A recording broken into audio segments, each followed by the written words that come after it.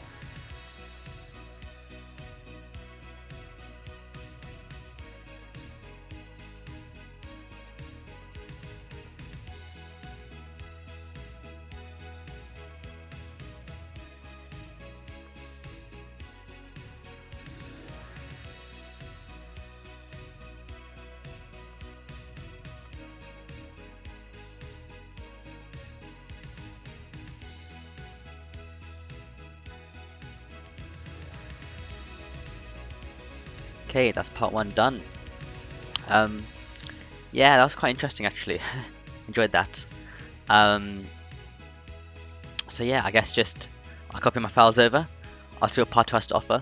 Probably just going to be the same thing but bigger. That's what it's been for the past week. But I don't know, we'll see. So see you after the part two time lapse.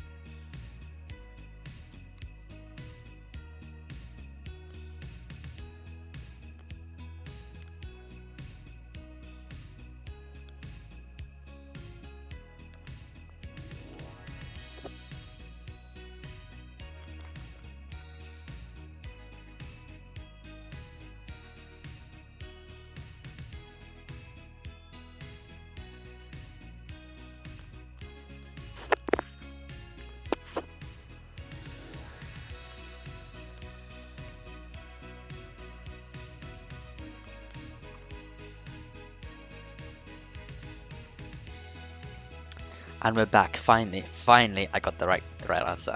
Got the final golden star. Yeah, I mean, I think I'm just gonna cut down some of my time lapsing just because it's way too long, and I'm not really doing much, to be honest. But I guess we'll talk about it afterwards. So let's go to and check out the question. Right, day 16. Proboscidea volcanium. These are actually words. The sensors have led you to the origin of the distress signal, yet another handheld device. Just like the one the elves gave you. However, you don't see any elves around. Instead, the device is surrounded by elephants. You must have gotten lost in these tunnels, and one of the elephants apparently figured out how to turn on the distress signal. The ground rumbles again, much stronger this time. What kind of cave is this exactly? You scan the cave with your handheld device. It reports mostly igneous rock, some ash, pockets of pressurized gas, magma. This isn't just a cave, it's a volcano. You need to get the elephant out of here quickly. Your device estimates that you have 30 minutes before the volcano erupts, so you don't have time to go back out the way you came in. You scan the cave for other options and discover a network of pipes and pressure release valves. You're unsure how such a system got into a volcano, but you don't have time to complain. Your device produces a report of each valve's flow rate if it were opened, in pressure per minute, and the tunnels you could use to move between the valves. There's even a valve in the room you and the elephants are currently standing in labelled AA. You estimate it'll take you 1 minute to open a single valve and 1 minute to follow any tunnel from one valve to another. What's the most pressure you could release? For example, all of the valves begin closed. You start at valve AA, but it must be damaged or jammed or something. Its flow rate is 0, so there is no point in opening it. However, you could spend 1 minute moving to valve BB and another minute opening it, blah blah blah. Making your way through the tunnels like this, you could probably open many or all of the valves by the time 30 minutes have elapsed. However, you need to release as much pressure as possible, so you need to be methodical. So work out the steps to release the most pressure in 30 minutes. What is the most pressure you can release? Right, so with this one, I mean this one was, well, so what I did here is I just had to, and I read the last sentence, and I kind of skipped to the start, skipped to all of this story, kind of just skimmed a bit of this, made sure I answered the question. Similar as the previous days, because they're too difficult to really guess the question, and you're going to end up spending so much time that you don't want to guess the question. So anyway, let's look at my answer. And part one was pretty easy actually. It was just a BFS. Again, I've written this for like 3 days this year so far, so yeah. Here I'm just passing through the input. T is going to be a dictionary, which is essentially the graph. So it's every like chamber and all of those connected chambers. And then Y is just the flow rate of the valve in the chamber. Right, so this is my BFS bit. Yeah, not too much to say here. Yeah, I mean, I guess I'm just doing what you'd expect a BFS to do, just iterating through everything. And I mean, there is an optimization, and it's just saying, and there are a couple of optimizations. Obviously, there's a visited set as usual. I believe I forgot this when I initially coded it, so that delayed me by a minute or two. So yeah, I was thinking of what would be the best stuff to put in the visited set. Anyway, the other optimization would be this bit. Well, I guess these bits. And it basically checks, because there's no point in spending a whole minute opening a valve if like the valve is 0. And if you see in the input, like most of these valves have a flow rate of 0. So like there's no point opening most of them. And so you can probably save a ton of time by just ignoring them. And so that's what I do here. I'm just like, if the flow rate isn't 0, so if it's actually useful, then you can bother opening it. Also, you want to ensure that it's not already been opened, because again, you're just wasting time by redoing something. And these are some just really obvious optimizations which I saw and I just implemented, and I think that resulted in a pretty fast runtime. I mean, I say pretty fast, this is not fast, but it's definitely fast enough. Yeah, that's my answer, so it's definitely fast enough. And then part 2, now this was the issue. Anyway, we'll talk about that after this. Part 2. You're worried that even with an optimal approach, the pressure release won't be enough. What if you got one of the elephants to help you? It will take you 4 minutes to teach an elephant how to open the right valves in the right order, leaving you with only 26 minutes to actually execute your plan. Would having 2 of you working together be better, even if it means having less time? Assume that you teach the elephants before opening any valves yourself, giving you both the same full 26 minutes. As an example. So, with you and an elephant working together for 26 minutes, what is the most pressure you could release? I mean, this is really all you needed to read for this question. I had no idea where an elephant came from, because I didn't really read the first part properly, so I could just skim read that. Again, a pretty short question, so really easy to understand as well. So, I mean, what I kind of basically did, I'll just zoom out because it's a lot of code, is I just kept trying to optimize my original one. Like, this is essentially my original code, just with all sorts of optimizations. Like, if you think the result is too low, then you can just skip it. You also have reversing the elephant and the human. By the way, it's basically just the same one as my first code, just that I now store both the human position and the elephant position right there. But yeah, there are all of these different things, optimizations, which I used. You know, I managed to get the runtime of the test case working and pretty small, but obviously my input is much bigger. Yeah, I mean, I cut the time lapse much shorter, just because taking tons of storage space, it can take tons of processing space on my computer whilst I render it. So there's no point having it there. But yeah, literally just me trying to think of every possible optimization and trying to optimize it. And yeah, so what I did is I tried to do a ton of optimizations, and I got to the point where I realized the answer that this code is spewing out after like 2 minutes of runtime is really close to the correct answer. And like the maximum answer I managed to get that spewed out was 2580. So what I did is just for like a hour, I kept guessing one above and one above and one above, hoping that eventually I would hit the right one. And I did. Obviously here you can probably see it took 8 more tries to get this number. But I mean, I was pretty confident that the answer this program spewed out was extremely close to my actual answer. So I was like, I need to spend a lot more time and brain effort coding it, like coding a better solution. Or I can just kind of give up and keep spamming in answers because I know I'm close. And yeah, I was, thankfully. Yeah, but I mean, this code has tons of optimizations, and I'm not going to leave it running in the background just to show you it running. I don't think this is actually the best iteration of the code, but it's one that works, so I'll just leave it running. Hopefully it doesn't occupy too much RAM, and yeah, I crashed the system many times.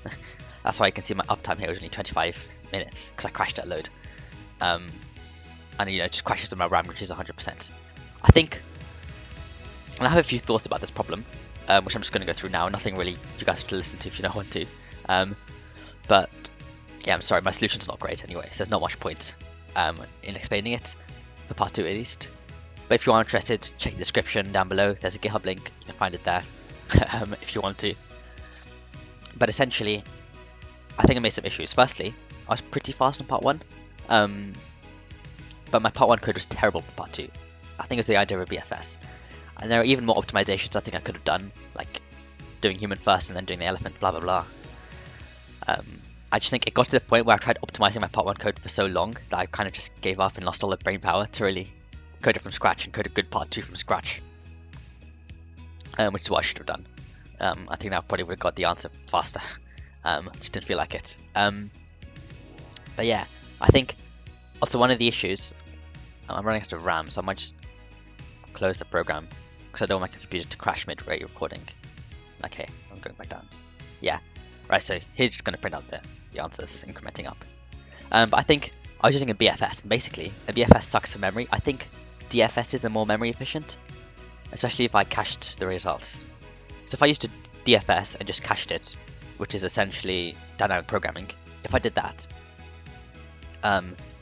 then I think if I did that initially for part 1, then my part 2 would just be optimizing that, and then that would be easier, because, well, not easier, but the idea is, the limiting factor right now with my BFS is really the amount of RAM it takes up, because at a certain point, it takes up so much RAM I have to stop the program or it's going to crash. But with a DFS, because I think it uses less RAM, I could have kept that running for like 10 minutes, and it wouldn't have crashed, and eventually would have got the correct answer. But the issue with my BFS idea is that it is eventually going to crash. Like, it's going to crash within a couple of minutes, essentially. So you're limited, your runtime is limited because of the amount of memory it takes up. Whereas a DFS, it takes up a lot less memory, so your runtime is much larger. Obviously, if I had tons more RAM, I probably would have solved this hours earlier. But I'm not saying that's a good solution. I'm not saying my solution is good, because ultimately, if it takes more than like 5 to 10 seconds, it's objectively a bad solution. But yeah, I mean, you saw my code run here. It's just finished running, and yeah, the answer was 2580. I just kept using that and then incrementing one, hoping to eventually get the correct answer. But yeah, I think I made some errors in part 2, and they're definitely like smart algorithms I could have used. I just don't think I was in the mood to program it. At some point I do want to program a smart and efficient algorithm for this, and I probably will upload a bonus video at some point, but not today. I'm done for today, and thank God, at least I have 32 stars, at least I'm happy with that. And yeah, I guess this is the volcano in the calendar. I'm just happy the calendar's filled after there's so many hours of suffering.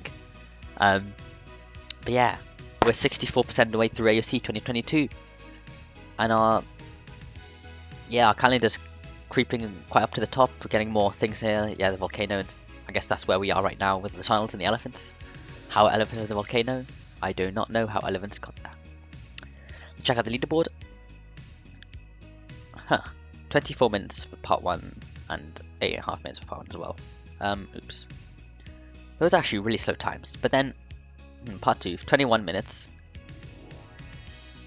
And over an hour. Oh god, yeah. Yeah, I mean, I guess you can see just from these times, the problem was so much harder today. Like, really hard. But I think people were really slow at part 1. I think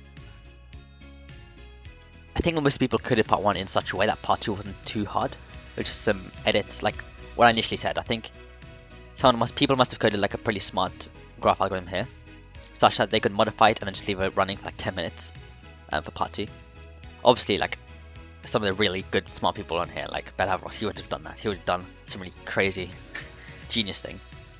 But yeah, I think that's what most people did, especially because this is over an hour. Yeah. Anyway, well done to those people. Good dedication as well. Stats are gonna be deadly today. Look at that. 5k for part 1 and 5k for part 2. I don't think it was that hard though. Like, I don't think part 1 was that hard, at least. Part 2 was pretty hard. Part 1 really wasn't that hard. I think if you just recognize the fact that it's really just a graph with like 1 or 2 optimizations that I went through, I think it was really easy. But anyway, yeah, these are all slowly creeping up, which is nice. But yeah, it's really thinning down, and you can see the days where that's happened. Day 7, day 12, and day 16 today. But yeah, lots of people are still doing this, which is fair enough. Good for them.